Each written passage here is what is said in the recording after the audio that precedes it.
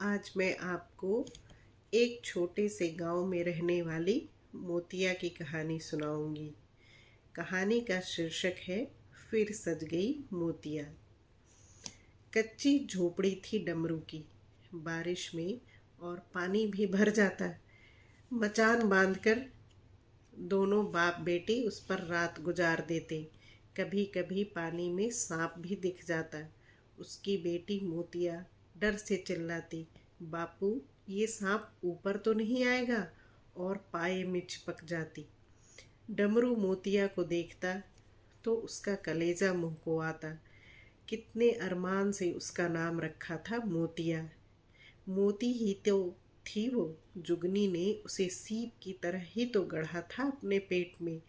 जाने बरसात में कौन सी बीमारी फैलती है उसके गांव में।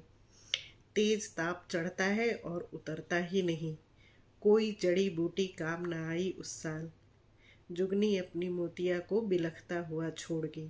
तब से डमरू गुमसुम हो गया। मोतिया अपनी बड़ी बड़ी आंखों से देखती है उसे और पूछती है, बापू तू रोटी क्यों नहीं खाता। क्या बताए वह उसे कि अब रोटी में वो स्वाद नहीं जो तेरी माँ पकाती थी। मोतिया धीरे धीरे बड़ी हो रही है। समझती है बापू उदास है, कुछ नहीं कहती बेचारी। डमरू लाचार है। इस बार तो सारी फसल भी डूब गई है।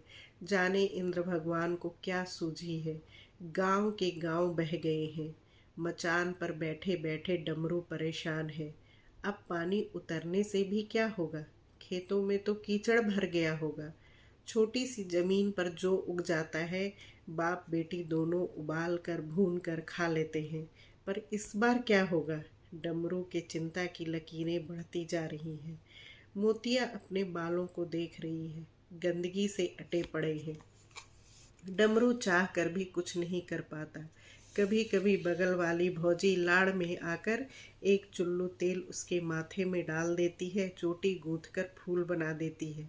उस दिन मोतिया को देखकर डमरू का जी भर जाता है।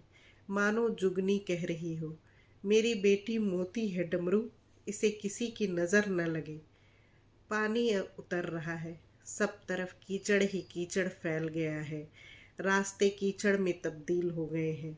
डमरू आज खेतों की तरफ जाना चाहता है। शायद कुछ कंद मिल जाए। कीचड़ में उसके पांव धंस रहे हैं। तभी उसे गाजे बाजे की आवाज़ सुनाई पड़ी। ये क्या है। ठिठक कर वह अपनी झोपड़ी के दरवाजे पर ही खड़ा हो गया। मोतिया भी बाल बिखराए आकर खड़ी हो गई।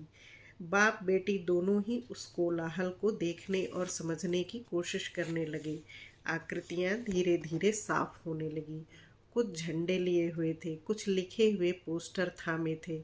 बड़ी सी गाड़ी के छत से कुछ लोग दिख रहे थे। डमरू को याद आया, जिस साल जुगनी का स्वर्गवास हुआ था उस साल भी ऐसा ही कुछ गांव में हुआ था।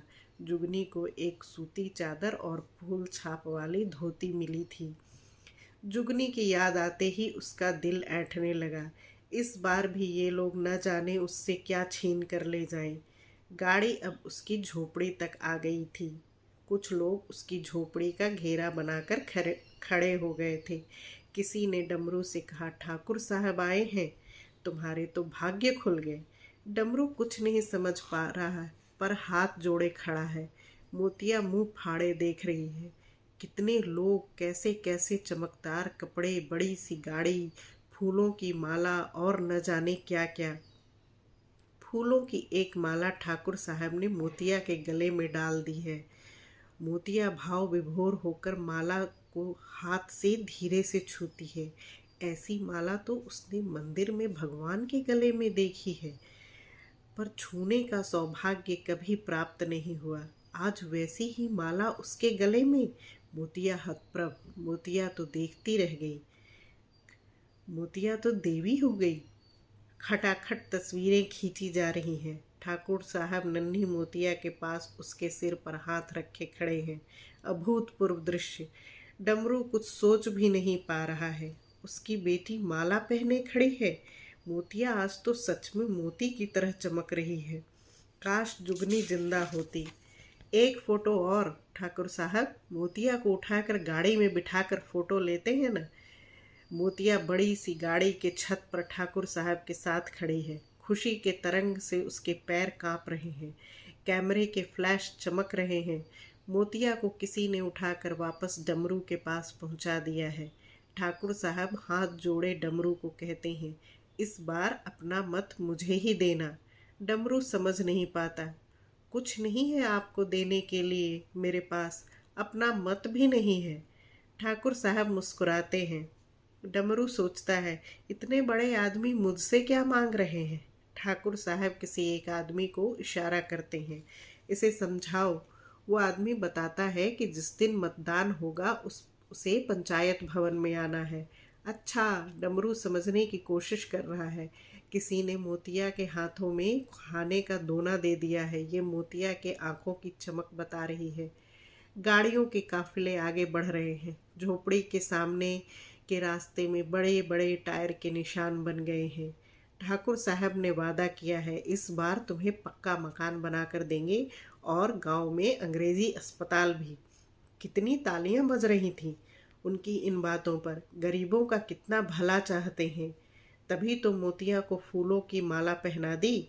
भला हो ठाकुर साहब का, कितने देवता आदमी हैं। डमरू के ख्याल काफिलों की तरह चल रहे थे। उधर मोतिया खाने का दोना लेकर खुश है। कितनी अच्छी मिठाई है बापू, कचौरी कितनी स्वादिष्ट है। ये आलू की सब्जी भी कितनी अच्छी है। बापू, ये लोग कितने अच्छे हैं। डमरू खेतों में आज नहीं जा पाया। कुछ देर बाद फिर से गाड़ियों का एक दूसरा काफिला आ रहा है। इस बार सिर्फ नारा लगाते लोग हैं। कुछ झंडे डमरू की झोपड़ी में भी टांग दिए गए हैं। डमरू और मोतिया अपने आप को गौरवान्वित महसूस कर रहे हैं। मोतिया बाहर निकलकर रंग बिरंगे झंडों को देखती है और खुश होती है। उस नन्ही बच्ची ने अभी तक फूलों की माला अपने गले में पहन रखी है। बरसात में फिर बीमारी फैल रही है। ठाकुर साहब ने तो कहा है इस बार अंग्रेजी अस्पताल खुल जाएगा। डमरू आशान्वित है। मतदान के दिन उसे कुछ लोग पंचायत भवन भी ले गए थे। पेट भरकर खाना भी दिया। कुछ पैसे भी धीरे से अंटी में बांध दिए। डमरू ने मतदान कर दिया है। उसकी उंगली में स्याही का निशान बना दिया गया है। डमरू हैरान है। इतनी सी बात के लिए ठाकुर साहब ने हाथ जोड़े मेरे आगे। बहुत देवता आदमी है। डमरू शान से घर आता है। परचून की दुकान से तेल, कंघी, फुदना सब कुछ मोतिया के लिए लेकर आया है। आज तो उसकी बेटी तेल चुपड़कर चोटी गूंथकर रानी बेटी दिखेगी।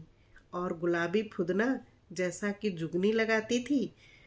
डमरू का दिल भर आया। आज वह अपनी बेटी को खूब सजाएगा। मोतिया खुश है। कहती है, बापू, इतना कुछ कहाँ से लाया तुमने। मोतिया नाच रही है। डमरू का दिल नाच रहा है। अब गांव फिर से सुनसान हो गए हैं। 10 दिनों में झंडों के रंग उतर गए हैं। डमरू फिर से खेतों में जाकर कंद उखाड़ कर लाने लगा है। मोतिया भी साग बिनने साथ ही जाती है। खूब मच्छर गांव में पनप रहे हैं। इस साल भी वैसी ही बीमारी फैल रही है। डमरू मोतिया को मचान पर बिठाकर खेतों में आता है। रात में मोतिया उठकर डमरू से कहती है, बापू, बहुत ठंड लग रही है। डमरू की रूह कांप गई। वैसा ही ताप मोतिया को चढ़ गया है। हे देवी माँ, मेरी मोतिया को कुछ ना हो। डमरू की आंखों से आंसू बह रहे हैं। दूर कहीं आतिशबाजी हो रही है। नगाड़े बज रहे हैं। आज दिन में डमरू खेतों में गया था तो पसरा कह रहा था, ठाकुर साहब चुनाव जीत गए हैं। उसे कुछ समझ नहीं आया। चुनाव जीतना क्या होता है। शायद अस्पताल बन जाएगा। कोई अंग्रेजी डॉक्टर गांव में आएगा। डमरू ने सोचा।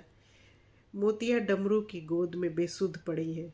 डमरू गले में हाथ लगाता है तो देखता है उसके गले में वही फूलों की माला, सूखी माला पड़ी है जो ठाकुर साहब ने पहनाई थी। नगाड़ों की आवाज़ तेज हो रही है। शायद विजय जुलूस निकल रहा है। ठाकुर साहब फूलों से लदी गाड़ी में हाथ जोड़े खड़े हैं। हजारों की भीड़ जयकारे लगा रही है, ठाकुर साहब जिंदाबाद। मोतिया की नब्ज धीरे धीरे डूब रही है। गुलाबी फुदना उसके बालों से गिर पड़ा है। मोतिया धीमे शब्दों में बुदबुदाती है, बापू, ठाकुर साहब आए हैं। मेरे लिए फिर से फूलों की माला लेकर। तो आपको ये कहानी कैसी लगी?